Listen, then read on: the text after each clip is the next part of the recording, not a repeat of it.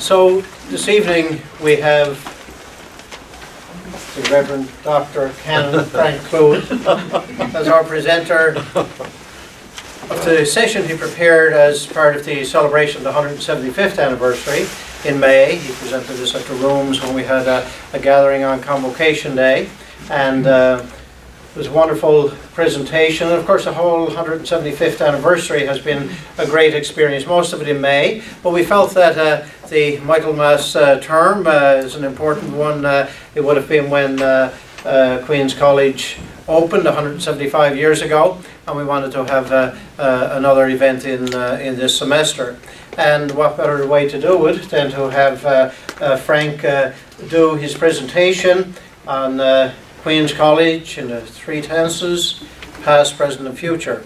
We're recording the session so that we can put it on our website and it'll be available for others to view, but recording it also so that it's there for future generations, because at Queen's College we intend to be around for many future generations, and it's good to continue with our history.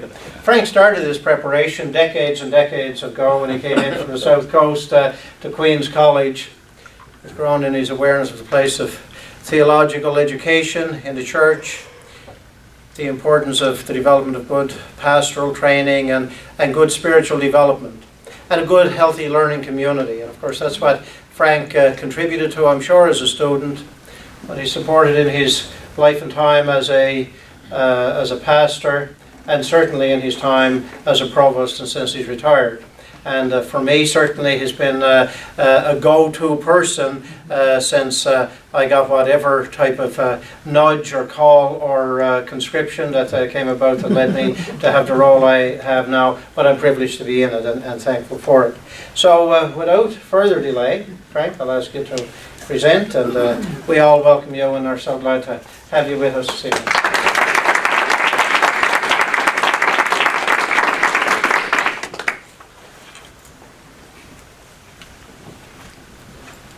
Thank you very much. I'm always delighted to have a word to say about Queen's College, I can tell you. It's a wonderful story. It's the oldest post-secondary secondary learning institution of learning in this province of Newfoundland, celebrating 175 years, and it places it among the oldest institutions of this nature in this nation of Canada. King's used to be in Windsor, now in Halifax, and Trinity College in Toronto. King's began quite early, but Trinity about the same time as Queen's. I intend to give you an overview of the story of Queen's College. But I'm giving you your own story. It's our story. It's a story that's integral to the church to which we belong. And we need to own the story, get excited about stories. It's the same thing with the New Testament. We own the story of Jesus. We make his life ours. And that energizes us for the task that we have in our generation. So I intend to give you the history of the college by putting it in its historical context in which it developed, and through the lives of some of the people who were part of the college. I don't know if you recall, not this fall, but last fall, the Massey lectures that are given right across Canada began here in Newfoundland. The speaker was Margaret Macmillan, and her topic was around her book, History's Personalities. She was at one time the Provost of Trinity College in Toronto, now I think in Oxford in England. But she presented history around the history's personalities, the people who influenced history. Now the ancients, of course, thought history was simply a script that was written by some divine authority and played out on earth. Certainly that's the mindset of those who formulated and brought together what we now discover name as the Hebrew Scriptures, the Old Testament. It wasn't until beginning of the Enlightenment, that human beings really thought of themselves as co-creators with God in the working out of history. It was almost for that like a play. The script had been written and actors played their parts. But with the coming of the Enlightenment, there was the recognition of the human role in history took on a special significance. And we're very much aware of that, especially tomorrow, what's going to happen in the United States if one person is elected or the other. We are the creators of history. And so Queen's College, like the church it serves, finds itself in that history, making that history. And so it's not only this building, it is the sum total of the lives of the faculty and students. And that is really what makes any institution. And you can see the story of Queen's College written clearly in the boards with all the graduates from 1841 that are there in the hall as you come into this college. From the time the British claimed Newfoundland in 1583 until 1839, the church here was firstly under the care of the Bishop of London, then under the care of the Archbishop of Canterbury, and from 1787, this area of Newfoundland was part of the Diocese of Nova Scotia, which consisted of most of Upper Canada, Lower Canada, I think it was called in those days. Bishop John Hingles, the third bishop of Nova Scotia, made the first known Episcopal visit here in 1827, and consecrated several church buildings as well as performing other Episcopal acts. And I remember in my first parish of Greenspond, there was a great handwritten, very beautiful handwriting, describing his visit to Greenspond. He arrived on, I think, June the 26th, 1827, in the HMS Orestes, a warship that the British government had made available for his trip.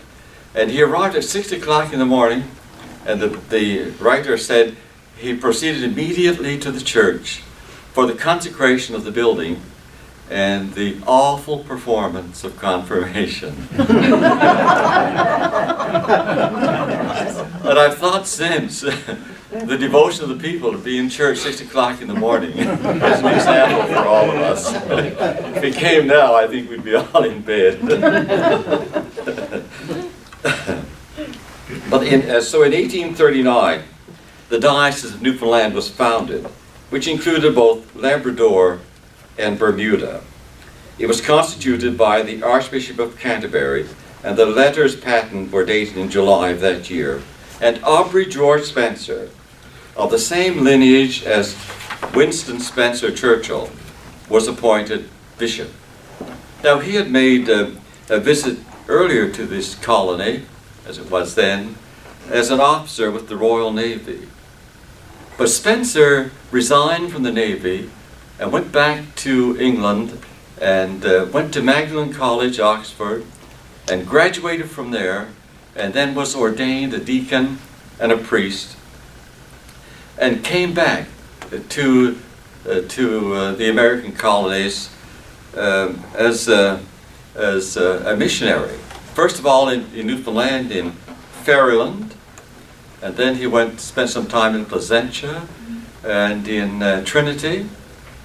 In 1825, he was appointed as the Archdeacon of Bermuda, and then in 1839, the Archbishop of Canterbury called him back to England, and he was consecrated as the bishop for this new diocese of Newfoundland and Bermuda. So when Spencer arrived in 1839, he was aware of the situation that he was coming to. And so when he arrived, I mean, we'd been under the Diocese of Nova Scotia, but we'd only just had two visits from one bishop. So when Spencer arrived, there were 8 priests of the church to serve all that area, Newfoundland and Labrador. And to his great credit, Spencer quickly realized that if the church were to fulfill its mission in these parts, it would have to provide for the training of persons for ordained ministry. By 1841, with the use of St. Thomas's Church, with its rector, the Reverend C. Blackman, as principal, and with a house on Military Road to house 6 students, he had founded what he named the Theological Institute, and it kept that name for a long time. Herein, though, lie the beginnings of Queen's College. As a matter of historical interest, this was a time in the mid-19th century in the Church of England when colleges for the training of candidates for ordination were being established. Prior to that, there were no seminaries. The church used the universities for training. But H. Rowden writes in a paper, and I quote, "Many of the new colleges were more or less in the high church interest. The pioneer institutions at Chichester, 1839, Wells, 1840, and Cuddesdon, 1854, employed a threefold syllabus, embracing devotional training and practical work in a parish, as well as theological study. They were primarily intended," he writes, "to supplement the very inadequate preparation for the ministry given for the training given at the universities." So the founding of Queen's College happened when this movement was developing in the Church of England. In 1843, Spencer was translated to the See of Jamaica, and Edward Field was appointed and consecrated to become the second bishop of this diocese, an episcopate which extended from 1844 to 1876. In many ways, I think, Field's long episcopate overshadowed Spencer's great work. And we forget that in a very short time, Spencer began work on a cathedral. There were churches being built. He established this theological institute, and the numbers for ordination were going up, most of whom came from England for training, but some local ones as well, because he realized that if the church in Newfoundland was to succeed, as to grow and develop and fulfill its mission, we had to develop an indigenous ministry. So we can't underestimate Spencer's work in the short time that he was here as a bishop. And so when Field arrived in 1844, remember there were only 8 priests when Bishop Spencer arrived in 1839. When Field arrived in 1844, there were 24 clergy serving the diocese, and some of them had graduated and been trained and graduated at the Theological Institute, this place that we are in tonight. That's our story. There's the roots of where the college begins. Some of these came from England, already ordained, and the rest were trained here. And so Spencer's vision was really actualized by his successor, Field. Now, Field, himself a Tractarian, and that's what I mean, he was influenced by the Oxford movement, that movement in the Church of England to call the church back to its more primitive practices, more, as we say, Catholic traditions, after it had gone through, the Reformation. Field himself, a Tractarian, which greatly influenced his episcopate, I can tell you, was a graduate of Queen's College, Oxford. After ordination, he had served first as a parish priest and then as an inspector of church schools in England. In both roles, Field was noted for his concern for the marginalized of English society, the poor people, the ones that needed help. And these were qualities that were very important to him in his long ministry in this diocese. Field was not long in the diocese before he made plans to acquire the land for the erection of new buildings to house the Theological Institute. As well, he states, not only the Theological Institute, but a liberal arts college. Bishop Field, in writing to England for support in order to actualize his vision, writes, "My wish is to erect on the ground now purchased plain but characteristic buildings of wood or stone according to our means, sufficient for a small college and collegiate school, with a chapel, hall, library, and lodgings for tutors." The primary object, of course, was to train men for the priesthood, because only males were ordained at that time. But he also had that vision of the college as a place of liberal arts, enlarged to accommodate and train, give education for younger men going into the profession. So he had the idea that he was going to have, I guess, what we would call a university, modeled on King's in Windsor, which not only had a theological seminary, but was also a degree-granting institution in Windsor in Nova Scotia. As a matter of historical interest, I just wanted to say here that the library became a very important part for Field.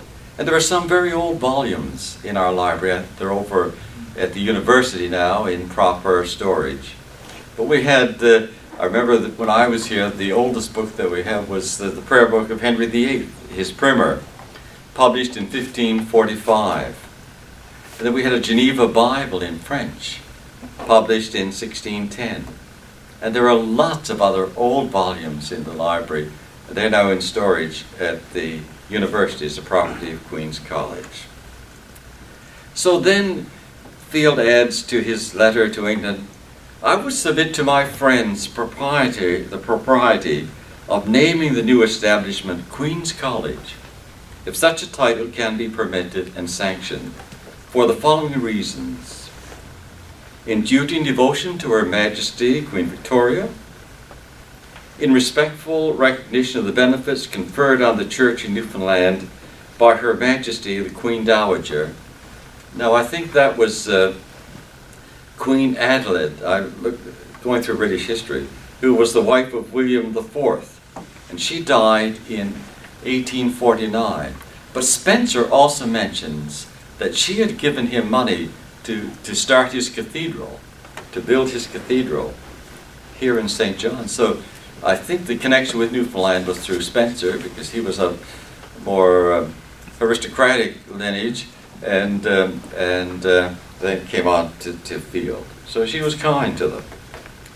In testimony of my reverent and grateful esteem of Queen's College in Oxford, at which I was educated, and then in number 4, in humble imitation of the college at Windsor in the Diocese of Nova Scotia, which sought and obtained the honor under a royal charter of being called King's College. So they had a King's College, we wanted Queen's College.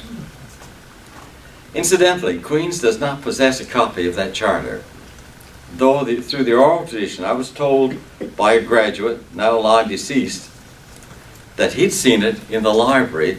That was in the early 40s when they were doing some renovation in the library. And he told me that he took it to Canon Sterling, who told him to take it back to Bishop Meaden. Something like the Holy Grail. It hasn't been seen since. So some holy person will come upon it, and we'll claim it as our right. However, I believe that, I was going to say, when I was here, I used to write like the Canterbury and the British Museum, over places that people gave me the names in England, see if I could find any trace of it. But you know, it wasn't important enough for them to spend any time looking for it, so we never found it. But I think it's still in existence somewhere. It's in my heart, it was not anywhere else. I believe that Field would not have named this Queen's College unless without that permission. I mean, that was his time. But it appears that change came slowly to the church then as now. And you know, it took some time for the name of Queen's College to replace the original the title of Theological College. And I was reading in the 1904 Synod reports of this diocese when after Bishop Field's death, it was setting up its new institutions. And in the minutes it says, the institution heretofore known as the Theological College shall be continued as the Theological College of this diocese and shall be known as Queen's College. The rules set for the governance of the college life speak of the qualities which the Bishop Field sought to develop in students. I have some excerpts from them. It must always be considered of great importance to maintain the physical powers in a healthy and vigorous state. And for this purpose, study must be succeeded and relieved by bodily exercise. And then in Latin, ut sit mens sana in corpore sano, a sound body, a sound mind in a sound body. And 2, other exercises may be taken in field and garden, and opportunities afforded to learning to row. I suppose that was an important skill for pastoral work in Newfoundland. No objections were made to fishing occasionally, either in pond or sea, but shooting with the use of gunpowder is strictly prohibited. Thirdly, the first meal of the day will consist of bread and butter with coffee. The last meal of the day will be bread and butter with tea. Dinner will consist on ordinary days of meat with vegetables and hard bread, puddings and tarts occasionally. On fast days, fish will substitute for meat. Fourthly, the rule, the rooms will be furnished except for a mattress, bedding, towels, and rugs. No feather beds are allowed. The student must be plain and neat in their dress. No fancy waistcoats or fantastic hats or novel neckcloths will be allowed. No female visitors will be allowed upstairs. The Provost must approve all food and drink brought into the college. Tobacco in every shape is prohibited. That's chewing and smoking and all that. Daily services are morning prayer at 8, evening prayer at 6, compline at 10:20 p.m. Holy Eucharist will be celebrated on Sundays and Saints' days. These rules set the tones for the semi-monastic lifestyle of Queen's College. The bishop believed that a disciplined and fruitful existence, along with organized corporate prayer life, was essential for ministering in the isolated communities of Newfoundland and Labrador. With some necessary adaptations, these same rules governed the community life of the college when I was a student in the 1950s. Though the aim of the rules remain the same today, they have, of course, of necessity been adapted to our present conditions. From 1841 to 1863, all the graduates of the college, so Bishop Meaden told me, came from England to study at Queen's and served at least part of their ministry in this diocese. Now, Curling and Knapp's note has a list of all the students, where they came from, what they did, and where they went up until 1892. So there's a real story in their moves. But can you imagine the shock coming from England to minister in this, to train and to minister in this province? And many of them stayed for their whole life. We can hardly imagine the transition that it must have been for them, and later for their wives and children. There's an example of faith and conviction, mostly unwritten yet. I hope it will be for all of us. One of these students, John Fruin Moore, was drowned while serving as a catechist in Griquet in northern Newfoundland in 1874.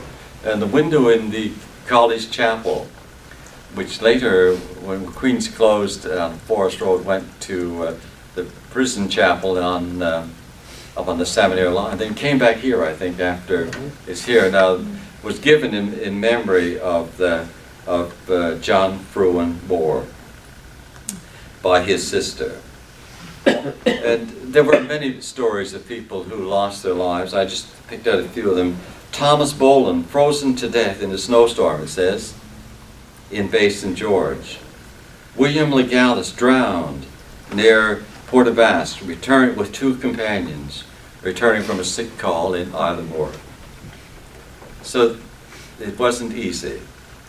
The first Newfoundland-born graduate was Theophilus Netton, who graduated from here in 1868.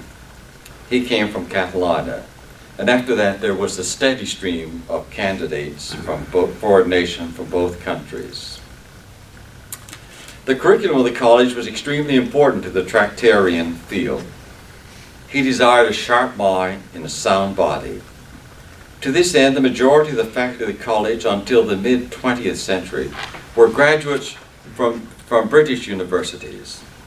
The subjects for study were theology, the Bible, Latin, Greek, English composition, ancient and modern history, I took these right for the minutes, mathematics, logic, and music.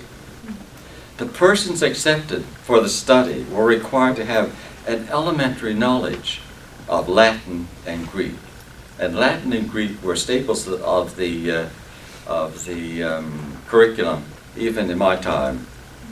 Later on, these classical languages were replaced by behavioral sciences, psychology, pastoral things, and all, very important. But that came to the fore.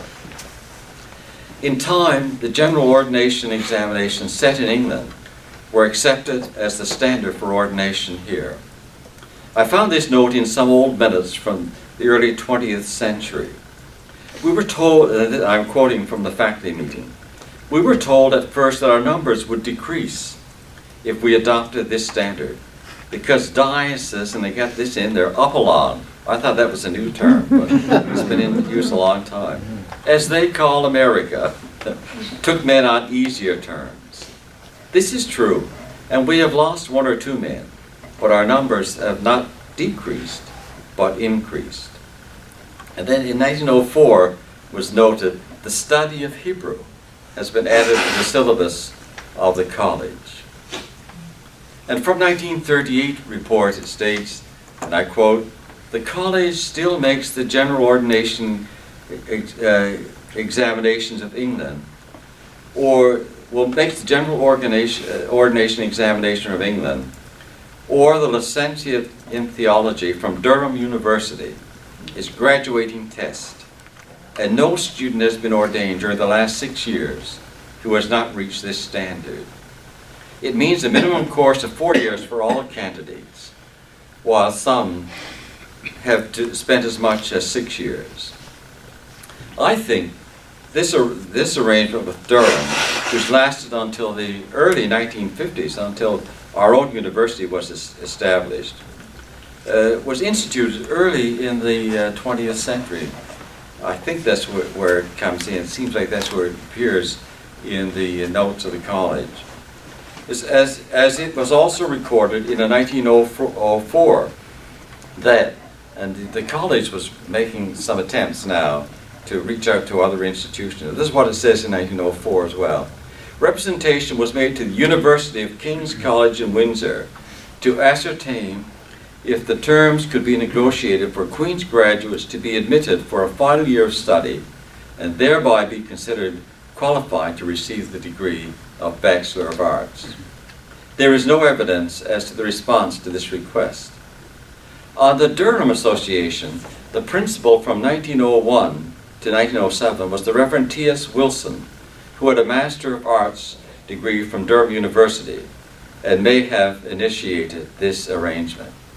Anyway, it was going up until very modern times, because when we reopened, when the college moved to this campus, the then Archbishop of Canterbury, Michael Ramsey, came to St. John's to lay the cornerstone of Queen's. His name, spelt wrong, is in the cornerstone out there in the college. But this is what he said when he made his quote from his speech, when he made his Convocation address at Memorial. He said, I had a happy personal link with Queen's College in a period of some 3 decades in which Queen's College was affiliated to the University of Durham. Now Ramsey had been Bishop of Durham before he became Archbishop of Canterbury. It was one of my duties as professor to mark examination scripts that were sent across the Atlantic from Queen's College. And it was then that I discovered, and this is the kind of humor that Ramsay had. This is about the extent of it, I'd say. And it was then that I discovered how clever a Newfoundland student could be if he tried, and also how dull he could be. how dull he could be if he tried.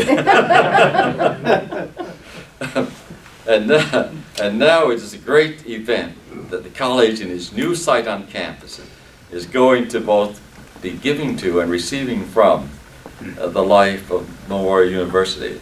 And when we were doing GOEs, our papers were all marked in England. We never knew who was. We never saw the lecturers, and we never knew who was going to mark them. But obviously, Ramsay up in Durham was involved in that, and had an association with St. Chad's College, where some of our students stayed.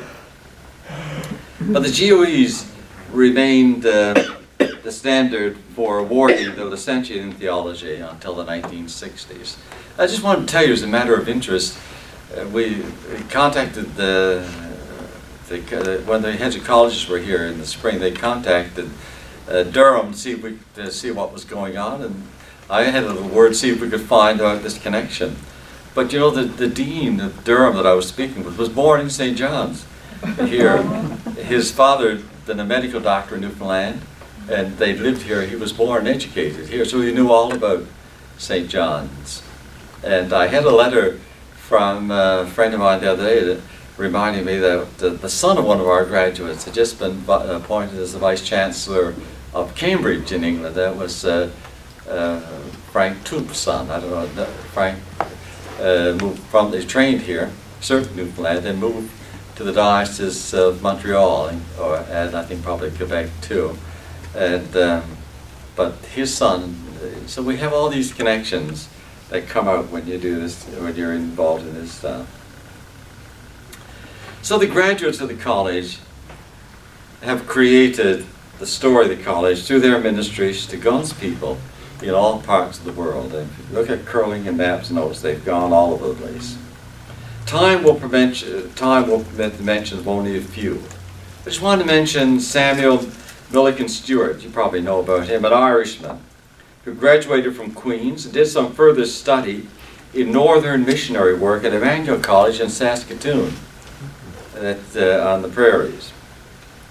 That was in the 1890s. That college later conferred on him the degree of Doctor of Divinity. But upon the completion of his studies at Emmanuel, he came back to Newfoundland, was ordained in 1897, and spent most of his ministry in Ongava, bringing the gospel to the natives of that area. And his story is one of heroism and faith. He went to Ongava, he lived with the natives, lived like the natives. And they say that when he left, it was up to 30-odd years, and when he left, all the natives had become converted through his ministry. But Dr. Nigel Rusted, who was over 104, I think, or 102, died a few years ago. He used to tell me stories about Samuel Stewart. He used to come to Newfoundland on his way to England on a tour, and he would stay with the Rusteds.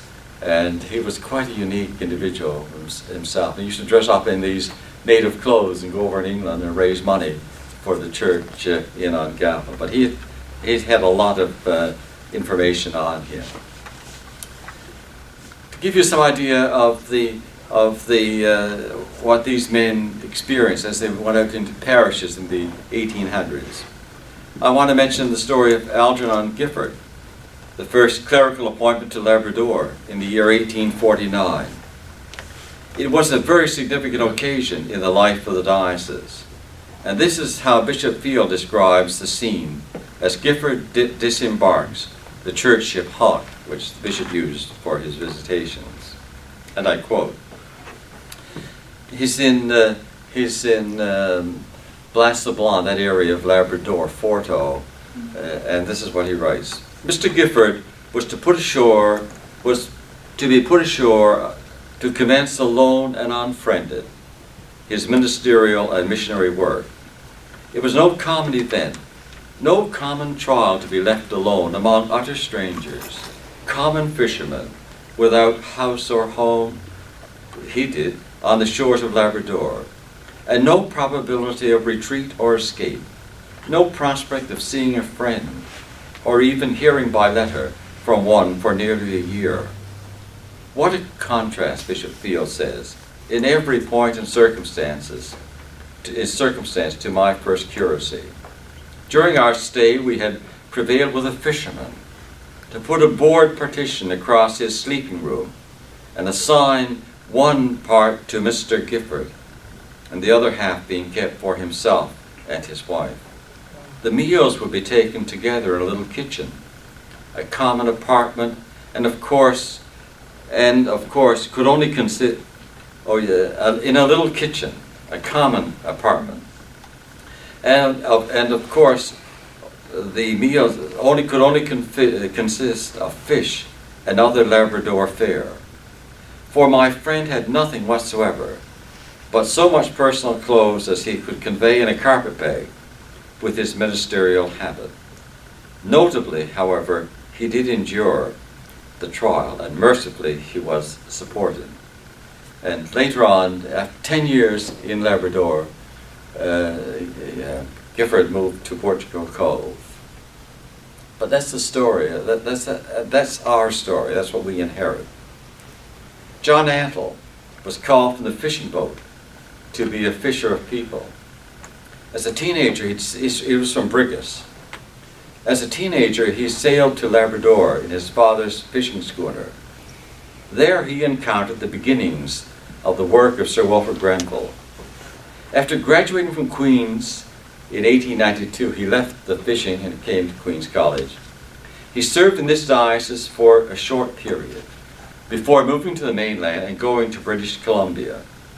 Here he made a real contribution by having a ship built to extend the church's mission along the British Columbian coast. It was later called the Columbia Coast Mission, and he got that idea from the work of Wilfrid Grenville.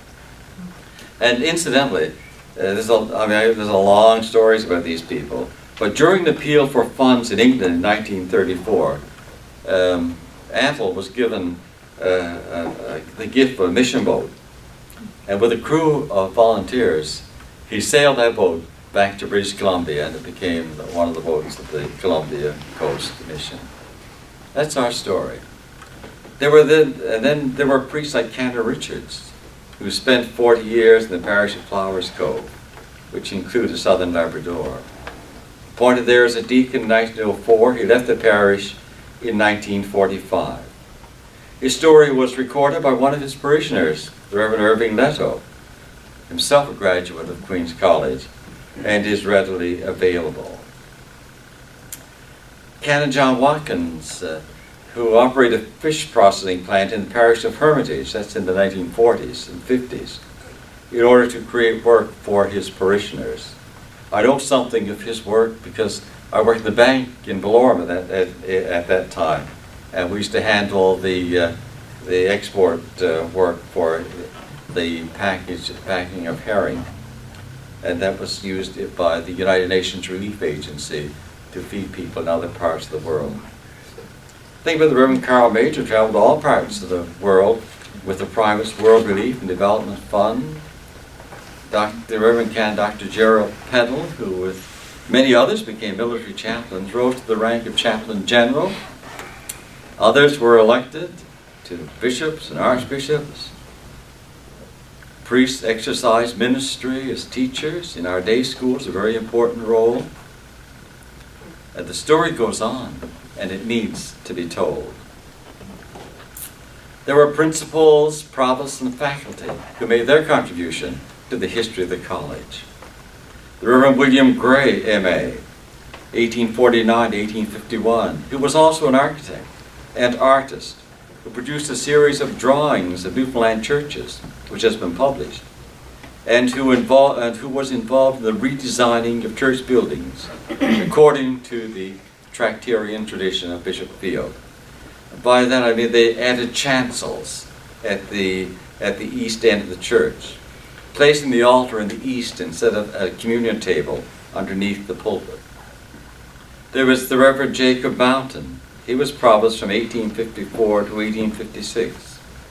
He was the brother of the Bishop of Montreal, who at Mitfield, this bishop at Mitfield and the Field Mountain School in Lanse-Claire or Porto, that area, they met there in the 1850s because when they were on a visitation because their diocesan boundaries adjoined. Jacob Mountain had moved from the parish of Harbour Breton, where he had served from 1847 to 1854. That's my own area. I know something of the privation of that. So he moved from there to an appointment in St. John's, and he fell victim to an epidemic here as he goes out among the sick, and died in 1856. Bishop Field later married Mountain's widow, but I can assure you there were no ulterior motives behind Mountain's demise.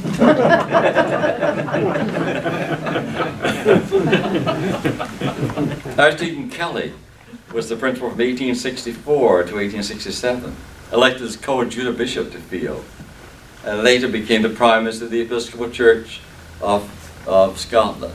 Curling and Knapp were principals between 1891 and 1900, and who recorded the history of the college for its first 50 years, and that book is still in our library, and I have it borrowed for this purpose. Canon Meaden was the first Newfoundlander to be appointed principal. He led the development of the college from 1947 to 1956, when he was elected diocesan bishop.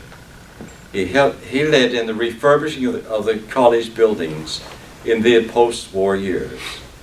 During his tenure, enrollment increased, and when Memorial University was established in 1949 by the first act of the legislature after Newfoundland had entered confederation with Canada, I think that's significant.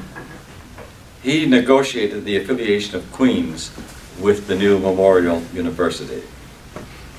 And after 3 years of study at Memorial and the completion of the GOEs, the graduates of Queen's and the BA conferred by the university and the licentiate in theology conferred by Queen's. That degree is pretty well gone out of existence, the LTH.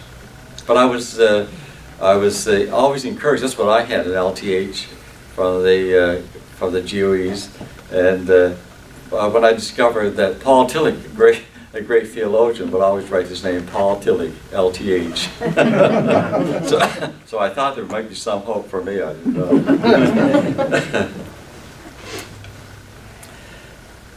The story that's told about Bishop Meaden, of course, was I guess you've probably all heard it, but he was teaching about, he taught New Testament, or Old Testament, and he was teaching the stories about Balaam's ass in the Bible, you know. And as he finished, somebody asked him, did he think that Balaam's ass really taught, and really talked? And I guess not very nicely, you know, but I wouldn't say it's very nice, not in my judgment, but who am I? But anyway, he said that, well, I say I'm not sure of Balaam's ass, but I know that asses have spoken since.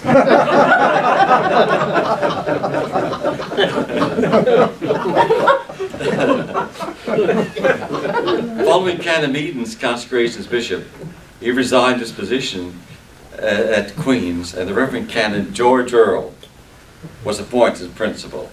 He came to the college in 1957. I was 2 years with Bishop Meaden and 2 years with Canon Earle.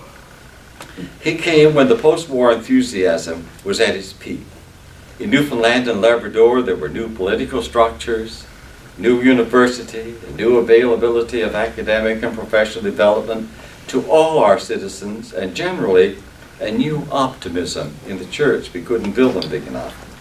In this context, he took up the vision of a new Queen's College on the campus of Memorial University. It was during his tenure as principal that this vision was actualized and the college relocated on the campus with 3 new buildings: a residence for male and 1 for female students of Memorial University, and a residential theological building. Though a necessary move, it was not an easy one. As a matter of comparison, the total cost, which I saw in some brochures not long ago, the total cost of the 3 completed structures, that's Field and Spencer and this building, in 1962 was estimated at $1,650,000. You wouldn't get it for that now, would you? Anglicans have consistently held that the study of theology benefits from the give and take of interdisciplinary dialogue. I'm very proud of that as an Anglican. And Canon Earl also integrated Queen's with North American educational standards and made the college exams the norm for Queen's graduates. We were moving into the life of North America more. The new buildings on campus were opened in 1967, and Canon Earl was designated as the Provost, and that was the title that Bishop Field designed for the principal of the college. But by the time this college was completed, it was a time of cultural upheaval and student rebellion, which affected the whole church, the whole society. Consequently, vocations to the priesthood declined rapidly, so that in 1972, theological training was suspended at Queen's, as were the terms of affiliation with Memorial University. The college continued as a residential college of Memorial. Canon Earl returned to Newfoundland from England, where he had served 18 years as a parish priest, at a time when the unique character of our people, the people of this province, was being homogenized into the North American culture. He was one of a small group around the university who alerted our people to take ownership of our culture and be proud of it. A raconteur and a poet of local and national significance. Canon Earl wrote lots of poems, told lots of stories, but he wrote a hymn for the opening of the new buildings of Queen's College, which expresses, I think, the spirit of the mission of Queen's College. And it goes like this: Lord Jesus, bless Queen's College, on campus and on trial, to change with changing knowledge and not the good defile. Where Field and Spencer labored to train our pioneers, the church in days more favored remembers leaner years. In journeys long and weary, by foot and boat and sleigh, in places bleak and dreary, they visited to pray. In teaching, guiding, healing, they saw life's purpose clear. In faith and fellow feeling, their people's lot to share. May we their heirs be standing for what is true and just, gain wisdom, understanding, and guard the past in trust. So bless Queen's College Savior, and us in mind and hand, by learning and by labor, to strengthen Newfoundland.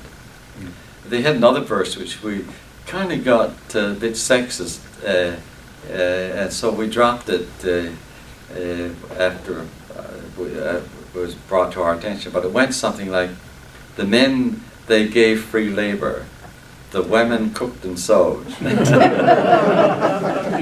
And each one helped his neighbor to bear the heavy load. But we thought it was a little out of touch with the theology of our time. Provost Earl retired in 1979, and the present chapter began. I'm in the third tense now. I was appointed provost in 1979 with a mandate to head a commission on a future role of Queen's College, of which the late Canon Ralph Billard was chair. When I was writing this, I was very conscious of the words attributed to Winston Churchill, where he said, "History will be kind to me because I'll write it myself." That's why I'm writing this myself. So if you find that note, you'll see it. You'll identify it. The commission took 2 years to complete its task, at the end of which it recommended to the Corporation of Queen's College and the diocese that theological training be reinstituted at Queen's College, the enrollment to be open to both women and men. The process of reinstituting the program of studies began. The curriculum developed. And I remember I had read a translation of part of an essay of Karl Barth's biography, and it had been headed up by the person who translated it, doing theology as if nothing had happened. And that stuck with me, and in the curriculum that we were formulating for the college, using patterns, of course, that were in use in North America at that time, I was always concerned that doing theology you've got to have the story as well, because something happened, Christians believe that it did, and you can't lose that from make it just a kind of speculative philosophical thought or some kind of design deism or something or other. But we had to hold to the story and hold both together, and I hope we did. Faculty and adjunct professors were employed. A revised Granting of Degree Act was passed by the legislature of the province. The affiliation of the college with Memorial University was reinstated by an act of the Senate, and I have a letter to prove that. They wrote the college and wrote me as Provost in March of 1982, and they said, "I am pleased to advise you that at the regular meeting of the Senate held on March 9, 1982, it was agreed that the affiliation between Queen's College and Memorial University be reinstated." Yours sincerely, the Registrar of the University. So when all that was in place, a full class of students were accepted, among whom was our first female graduate, Trudy Goss. There was certainly an air of excitement as studies began, though dampened for some people by a concern about the effects of isolation. And also at that time, there was a trend among North American theological colleges that their facilities were being merged. And so some people were worried about that. But I soon realized, and I think they did too, that academic isolation in today's world is more a state of mind than a fact of geography. It was also agreed that the college's role was somewhat unique here in Newfoundland and Labrador. And so they developed a strong community life around the chapel, the classroom, and the common room. Two other events were of significance in the establishment of the unfolding history of Queen's College. First, in 1992, the college was accepted as an associate member of the Association of Theological Schools of North America, which enhanced the program of the college and enabled the transfer of academic credits from Queen's to other member institutions. And it kept us in contact and in touch and in line with developments in theological education. And then an agreement was set in place in 1994 between this college and Memorial University, which passed the title of our buildings to MUN for 25 years of rent and maintenance-free occupancy. And that process is now under negotiation again. But as the program developed here, so did its ecumenical possibilities, as persons from other denominations, as well as Anglicans, enrolled in the courses for both ordained and lay ministries. The recent graduates have acquitted themselves well in Christian ministry here in this province, as well as in other parts of the world. They've added to the story of Queen's College. Provosts, all male so far, have come and gone, each one making a contribution.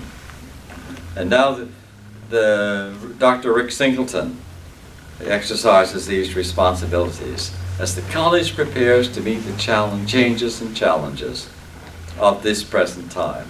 And I would add, with great energy, enthusiasm, and learning. I should also mention that the crest of the college contains the coat of arms of the diocese, as well as the sheaves of grain of the Field coat of arms, Bishop Field.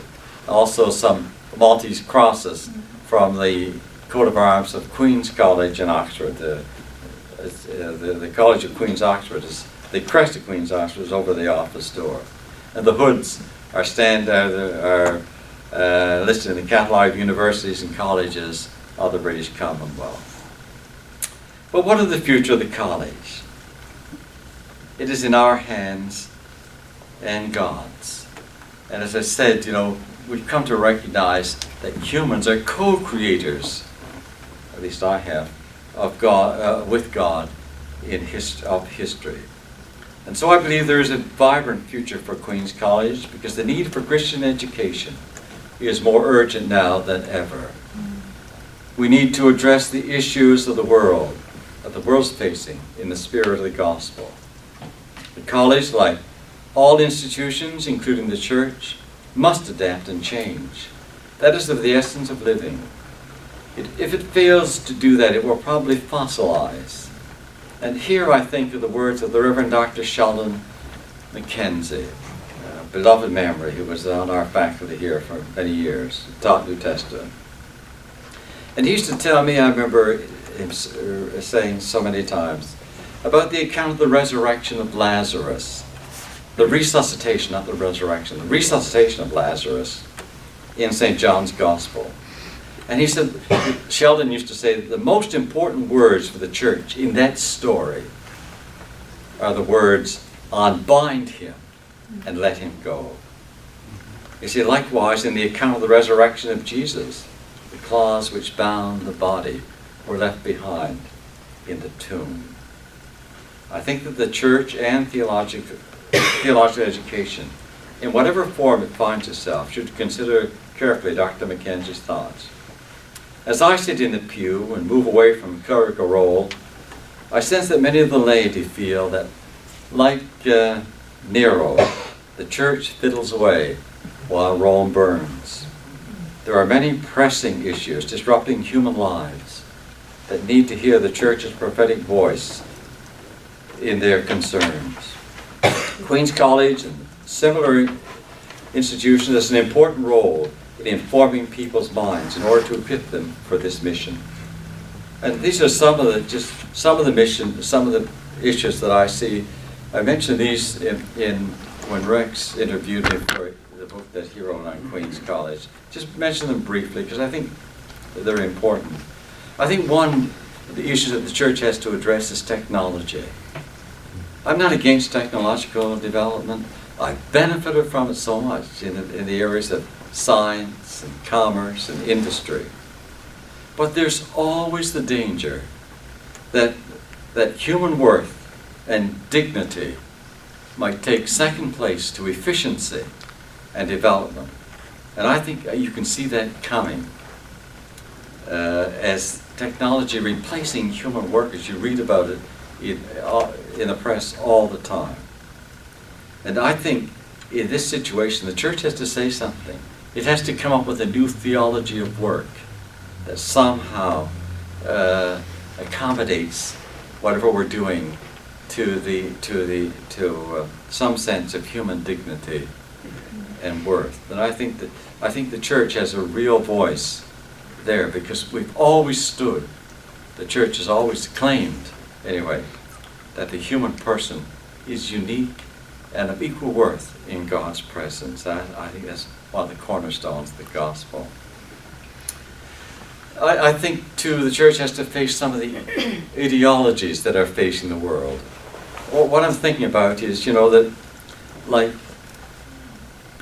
the teaching of Karl Marx really was replaced by by Russian communism and Chinese communism. I think Marx would have been very upset with what happened to his teaching. I think that democracy is being perverted by capitalism, and there's too much wealth in too few hands, so they've got to do something about it. And the suffering and exploitation as a result of that goes unattended. In the same way, and this may seem strange to you, I think that religion sometimes threatens Christianity. Let me explain what I mean. It appears to me that we place so much emphasis on doctrine and rubrics and the consequent debates that Christianity is a way of life. That's what it really is. Becomes overshadowed. Our roots, our Hebrew roots, from the Old Testament, from the Hebrew Scriptures, put much more emphasis on orthopraxy, doing right. That's what that simply means, rather than orthodoxy, which means believing what you believe. And we must take note, I think, that it's still true, I think, what the Greek philosophers said, that every system has within itself the seeds of its own destruction carried to extreme. So there's something in there. I mean, these are issues for the church, I think, that we have to do. Ecology is another one, I think. We believe that the earth is God's creation, that He's given human beings to use, not to abuse. And we sort of somehow tied it into eschatology and give it some ultimate meaning. But we neglect the purpose that the Creator puts upon the present. And I think that the church has, again, important words to be heard in the ecological issues that are facing the world. I mean, these are of the essence, in my mind, of the gospel and theological education. And another one I think is important is pluralism. Pluralism of ideas and beliefs is part of our encounters in the global village which we have brought about, largely through communication. The same pluralism exists within Christianity and itself, and even in our own Anglican communion. And I think it's a challenge, both for the church and theological education, to teach us to discern, to respect the differences as we wait on the Holy Spirit to lead us into a deeper understanding of the truth. So I think that theological education is a very important aspect of learning, and if we neglect it, we neglect it to our loss. And so, thank you. I hope I've gone on for an hour, but the story is long. It's a wonderful story, and I'd like to own the story and make us excited about it so that people know that story and can build on it.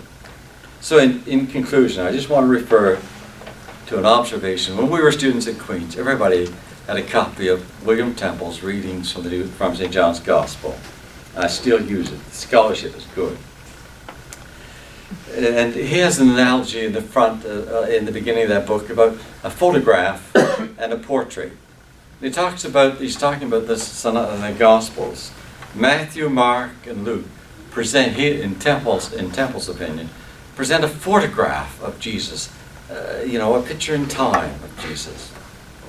Whereas St. John paints a portrait. He gets to the deepness, the theology. The Word was made flesh and all the other things that are related to St. John's Gospel. Both are necessary. But what I've tried to do is to give you more than a linear, straight line photograph, but a portrait which shows the ups and downs and all the impacts around the lives of people as the college's story has developed. And we've seen something of the depth of the faith and conviction of the sacrifice which makes Queen's College and the church come alive in our time. So I close with the words of Bishop Field as he commended the appeal for this college to the people in England. And they're written on that mural downstairs in the entry to the college. They're on that. And that in itself is a work of art. That was commissioned and done by Spanish artists, particularly for this college when it was built. And the artist quotes the words of Field as he concluded his letter to England to get support for Queen's College. May the Queen's College in Newfoundland be the honoured though humble instrument of promoting learning and loyalty, charity and piety, duty to God and people. I'm changing Field's word of man to people. And let the beauty of the Lord our God be upon us, and establish thou the work of our hands upon us. Yea, the work of our hands, establish thou it. And that's the prayer as we go forward to the next at least 175 years, maybe more.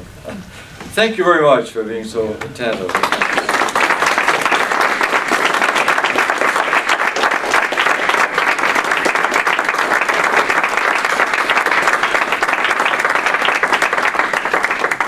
I got to tell you, I hope you listened.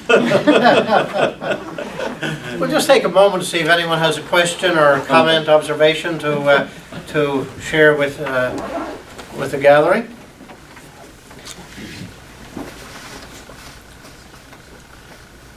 You should have said it all, Frank? Yeah, it's a wonderful story. It is.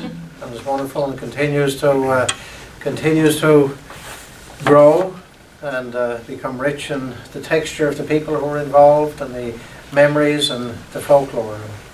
Thank you for putting it together, and thank you for allowing us to record it so we'll have it for the years to come as the technology allows. Okay. Great.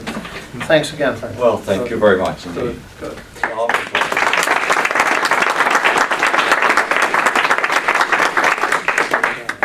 Just have a couple of things left. We'll have the Ode in a few moments.